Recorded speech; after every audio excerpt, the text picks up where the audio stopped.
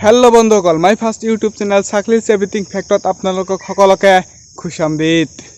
बंधुসকল आमार अखमर मानुहर प्रधान जीविका हल कृषि और এই কৃষি प्रधान हल आमार এই धान खेती जितु নহলে आमी आमार এই भात खाई खाई अभ्यास हो गई जितु নহলে आमी जीयाई থাকিব নোৱাৰিম जितु নহলে आमी एदिनो बाँचि থাকিব নোৱাৰিম। सो हेतु होइसे आमार এই धान और এই धानेই हल आमार अखमर प्रधान कृषि। आमार इयात 70% मानुहे धान खेतिটো करे।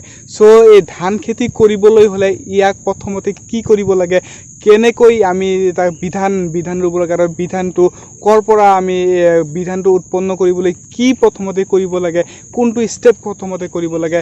सो हेतुই মই আপোনালোকক আজি মোৰ এই ভিডিওটোৰ জৰিয়তে দেখাই দিম।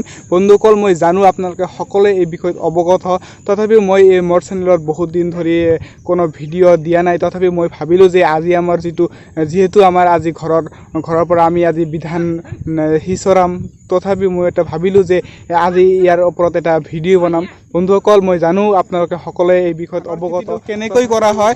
ইয়াৰ ধানৰ খেতি কৰিবলৈ হলে প্ৰথমতে বিধান ৰুব লাগে আৰু বিধানটো কেনেকৈ আমি উৎপন্ন কৰিব পাৰি মই আজি আপোনালোকক তাৰে এটা ডেমো দেখাম।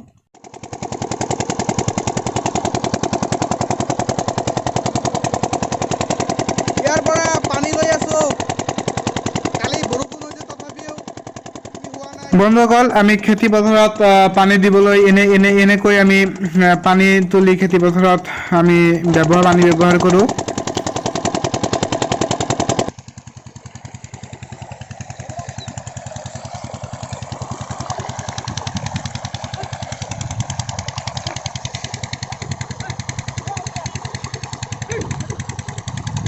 কালি ৰাতি বৰষুণ হৈছিল তথাপিও ইয়াত পানী জমা নাই সেয়েহে আমি জলসিঞ্চনৰ দ্বাৰা ইয়াত পানী দি প্ৰথমতে আমি ধানটো ইয়াত হিচৰাব লাগে।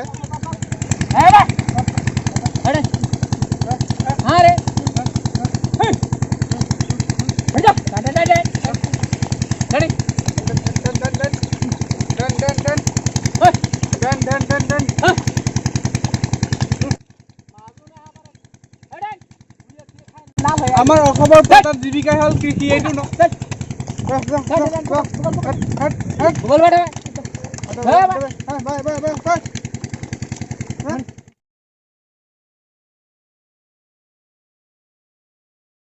বন্ধুসকল এই ধানৰ বীজবিলাক 3 দিন মান পানীত সিজাই থব লাগে। তাৰ পাছত এই বিধানবিলাকৰ এই বীজবিলাকৰ মুখেৰে এটা গজালি মিলাৰ পিছত এনেকৈ আমাৰ এই পথাৰত এনেকৈ হিচৰাই দিব লাগে।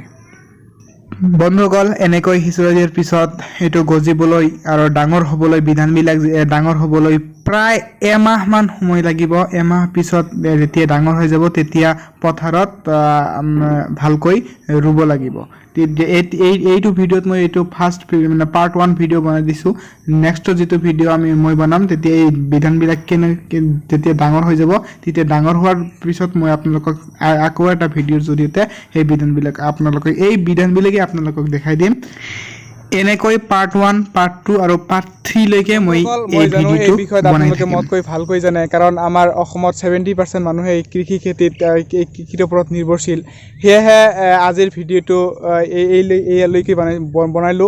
বন্ধুসকল মই এই ভিডিওটো পাৰ্ট 1 পাৰ্ট 2 আৰু পাৰ্ট 3 লৈকে বনাম। এতিয়া আমাৰ যে কেনেকৈ বিধান আমি হিচৰাব লাগে এইটো মই দেখাই দিলো আৰু নেক্সট ভিডিও বনাম কেনেকৈ এইটো ৰুব লাগে বিধানটো যেতিয়া ডাঙৰ হৈ যাব। ডাঙৰ হোৱাৰ পাছত কেনেকৈ তাক ৰুব লাগে দেখাই দিম এটা।